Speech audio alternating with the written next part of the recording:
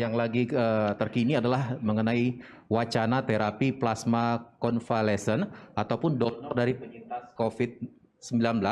Sebesar apa peluang terapi ini dalam menyembuhkan pasien COVID-19 ini, dokter? Baik, terima kasih. Tadi sudah disampaikan oleh Dr. Agus bagaimana mereka yang boleh donor dan yang tidak boleh donor. Jadi ada yang disebut dengan pendonor penyintas, berarti donor yang baru sembuh dari penyakit COVID-19. Dan kita memberikan, biasanya sih rumah sakit yang memberikan, yaitu terapi tambahan, yaitu plasma konvalesen, seperti itu. Nah, sekarang ini kami bersama Kementerian Kesehatan, dalam hal ini Litbangkes, mengadakan uji klinis. Ya, selama kami mengadakan uji klinis ini sampai saat ini yang kami berikan, karena kami sudah mengambil hampir sekitar 900 plasma konvalesen itu diberikan kepada pasien. Itu kami mendapat ini hampir 99% itu sembuh. Seperti itu ya. Itu dari kami, dari Palang Merah Indonesia, kami punya data-datanya karena ada sekitar, karena kami punya unit donor darah yang sudah ter-GMP. Dalam arti GMP itu adalah cara pembuatan obat yang baik, CPOB yang didapat dari BPOM, sehingga semua terstandar untuk plasma konvalesen seperti itu. Nah, itu diberikan prosedurnya itu adalah mungkin Dr. Agus yang lebih mempunyai pasien ya. Kami hanya memberikan ada panduannya diberikan, kalau dari Litbangkes kami memberikannya adalah 200 cc ya, 200 cc, dan sakitnya itu tidak boleh maksudnya ringan, sedang sampai berat itu, dan itu biasanya oleh para klinisi yang merawat, itu adalah hak mereka untuk melakukan. Kami hanya penyediaannya saja, dan penyediaannya sesuai dengan CPOB atau sesuai dengan aturan-aturan yang diberikan oleh Badan POM seperti itu. Jadi harus plasma feresis ya.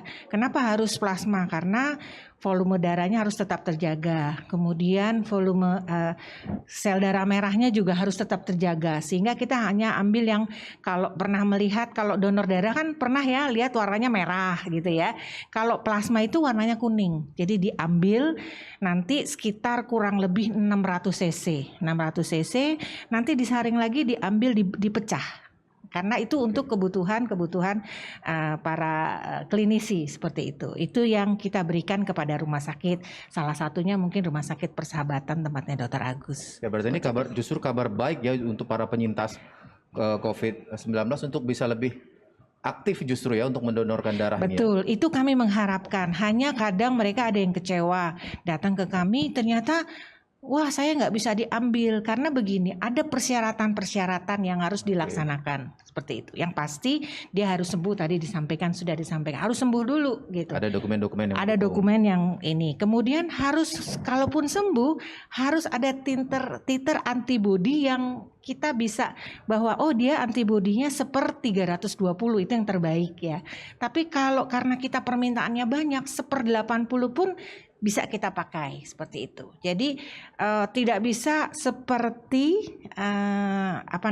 donor reguler.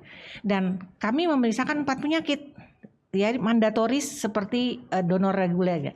Hepatitis B, hepatitis C, HIV/AIDS sama sifilis. Seperti itu. Itu yang mandatori ya? Mandatori, Tapi iya. kalau misalnya yang sehat-sehat saja tapi tiba-tiba pengen terapi plasma itu belum dulu ya? Nggak yang boleh. Yang sakit dulu ya? Iya betul, nggak bisa. Jadi plasma konvalesen hanya diberikan bagi pasien yang menderita COVID-19.